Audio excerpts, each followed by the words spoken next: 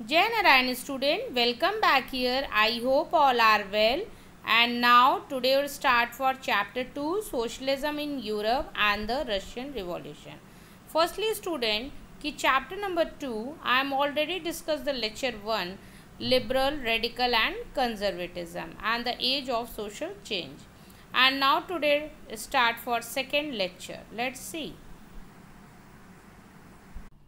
Now student I am already discuss the lecture 1 कि Europe में कई चेंजेस हो रहे थे और कई लोगों जो थे 3 लोग जैसे लिबरल, रेडिकल एंड कंजर्वेटिज्म, उनकी अलग अलग व्यूज़ थे, अलग अलग आइडियोलॉजी थी। उस तरीके से सोसाइटी में जो चेंज लाना चाह रहे थे लिबरल और रेडिकल कंजर्वेटिज्म एक तरीके से पॉलिटिकल वे में, तो यहाँ पर वो एक पैरेलल चेंजेस दिख रहा है स्टूडेंट, जो industrial society and social change में हम लोग पढ़ेंगे।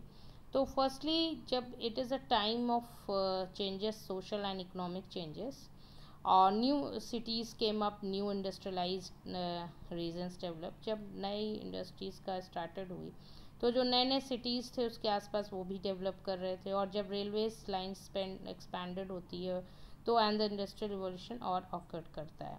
तो इस तरीके से वहाँ पे इंक्रीज़ हो रहा था। बट प्रॉब्लम क्या थी स्टूडेंट कि जब man, women, gender came to factory in search of work, लोग अट्रैक्ट हो रहे थे कंपनी में, इंडस्ट्रीज़ में आने के लिए, फैक्ट्री में जॉब करने के लिए। लेकिन वहाँ पर प्रॉब्लम क्या थी student? Unfortunately working hours very long, बहुत लंबा समय था, wages very poor and there was unemployment during the time of low demand for industrial goods. तो यहाँ पर ये भी प्रॉब्लम थी कि डिमांड बहुत कम थी इंडस्ट्रियल्स में, but unemployment more. Why? Because the population increases. दूसरी चीज़ प्रॉब्लम यहाँ पर हाउसिंग प्रॉब्लम भी हो रही थी, सैनिटाइजेशन प्रॉब्लम हो रही थी। अब हम लोग आगे पढ़ेंगे। नेक्स्ट सी। तो आपने देखा कि इंडस्ट्रियलाइजेशन इन यूरोप में जो प्रॉब्लम हो रही थी उसका सल्यूशन किसने आइडिया दिया? उन्होंने ये सोचा कि हमारे रिगार्डिंग एक आइडिया है, और लिबरल रेडिकल ने ये, क्योंकि वो प्रॉपर्टी ओनर थे, वो ये सोच रहे थे कि हमें भी इनको एम्प्लॉयमेंट लेबर्स को देना चाहिए। तो इस तरीके की ये बात कर रहे थे जैसा कि हमने बताया, और ये भी चाहते थे कि ये लेबर एजुकेशन इनको प्रोवाइड हो, और साथ में जो मनी, कुछ लोग हैं जो मनी पावर में हैं, वो भी कोऑपरेटिव करें, वो भी सपोर्ट करें, एम्प्लॉयमेंट दें, और ऑप्शंस मतलब ज़्यादा से ज़्यादा दें जिससे कि लोगों को एम्प्लॉयमेंट मिल सके। और जो मतलब जो बहुत माइग्रेट कर रहे थे, जो परेशान हो रहे थे, वो इस तरीके का लिबरल रेडिकल ने एक सॉल्यूशन निकाला। और इस आइडियाज़ का सपोर्ट बहुत सारे नेशनलिस्ट ने किया, जैसा कि अभी हमने बताया। और गिस्पी मज़ानी भी चाहते थे कि उन्होंने भी इस आइडियाज़ को इम्पोर्टेंस दिया, और इस आइडिया को भी उन्होंने बहुत अच्छा समझा। तो उन्होंने भी एक इटली में, वो जानते हैं कि आप इटली से वो बिलोंग करते थे, और फिर जो भी उन्होंने इसके अकॉर्डिंग मतलब लिखा, जैसे नॉवेल्स में उन्होंने लिखा इन बातों को, आर्टिकल्स में, पोएट्स में, इस तरीके से उन्होंने भी इटली में स्प्रेड किया और फैलाया। और Giuseppe Mazzini and Italian nationalist थे, जो कि आपको पता ही है, और conspired with others to form Italy and where all citizen would have equal rights. वो भी ये चाहते थे कि सबको equal. Now next topic, role of nationalist. लेकिन हम यहाँ बात करेंगे कि जो लिबरल और रेडिकल थे, उनकी जो आइडियोलॉजी थी वो कहीं नेशनलिस्ट की बात नहीं कर रहे थे, लेकिन उनकी जो व्यूज़ और जो भी आइडियोलॉजी वो लोगों के बीच में बात कर रहे थे, और जो भी सल्यूशन दे रहे थे, वो एक नेशनलिस्ट की फीलिंग को सपोर्ट कर रहे थे, और लोगों के अंदर एक नेशनलिस्ट फीलिंग आ रही थी।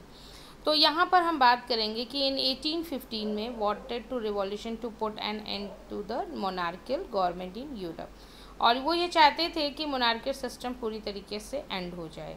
1815 में इन्होंने स्टार्ट किया था। फिर in France, Italy, Germany and Russia revolutionary overthrew existing monarchy, और जो भी फ्रांस, इटली, जर्मनी, रशिया में जो मोनार्की सिस्टम है वो ओवरथ्रू हो जाए, वो हट जाए।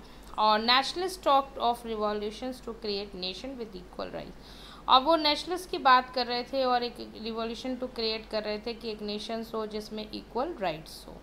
और इस तरीके से Giuseppe Mazzini conspired with other to achieve this in Italy, क्योंकि आप, तो Giuseppe Mazzini conspired with other to achieve this in Italy. Why? Because liberal and radical की जो आइडियोलॉजी थी वो कहीं ना कहीं लोगों के अंदर एक नेशनलिस्ट को सपोर्ट कर रही थी, और वो उनको लग रहा था कि उनकी जो मतलब जो बातें हैं वो बहुत सपोर्टिव है और एक इक्वल राइट्स लाएंगे। तो गिस्पी मज़ानी ने भी इनकी जो बातें थी, जो इन्होंने राइटिंग फॉर्म ये लिखते थे, तो ये इटली से बिलोंग करते हैं स्टूडेंट, तो इन्होंने पोएट्स, नॉवल, आर्टिकल सारी चीज़ों में इसको लिखा और फैलाया, स्प्रेड किया इटली में।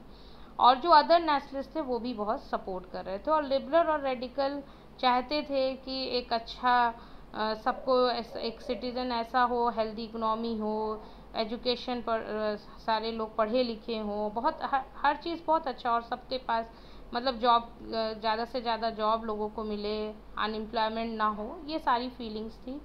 तो इस तरीके से यहाँ पर हमने देखा रोल ऑफ नेशनलिस्ट। नेक्स्ट